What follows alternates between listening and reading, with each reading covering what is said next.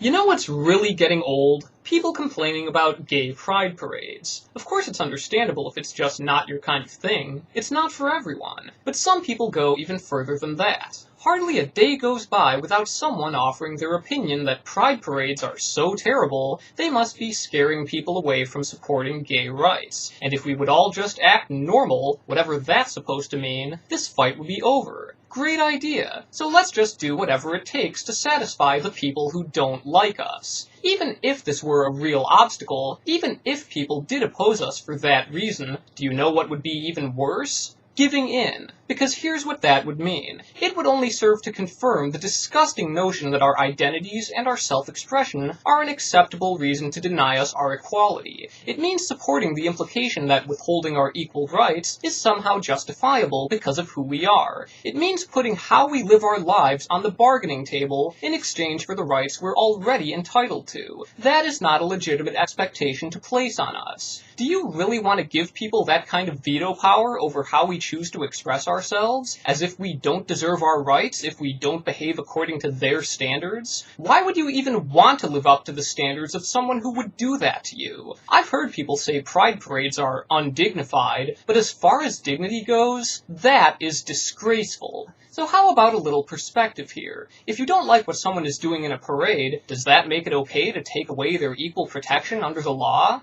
Who do you really think is to blame for this? The people who are hated, or the people who hate them? Because when you try to pin this on us, you're only validating the assumption that this is a reasonable expectation, and we should have to make concessions to them simply to be recognized as equals. How can you defend that? Do you think we deserve equality, or not? If your first reaction is to blame the gays rather than holding people accountable for their inexcusable prejudice, I really have to wonder. You say this is the reason why people don't support gay rights. I say they gave up the right to demand anything from us when they voted against our marriages 31 times. It's not our responsibility to make ourselves more palatable to the people who already hate us. We're not required to do anything for the people who take away our rights, and we're not the ones who have anything to apologize for. Equal rights are not something for you to grant or withhold at your discretion. There are no compromises that we must make, there are no freedoms we must give up to have the same rights as everyone else. If your idea of progress is subjecting minorities to forced conformity before they can be legally equal,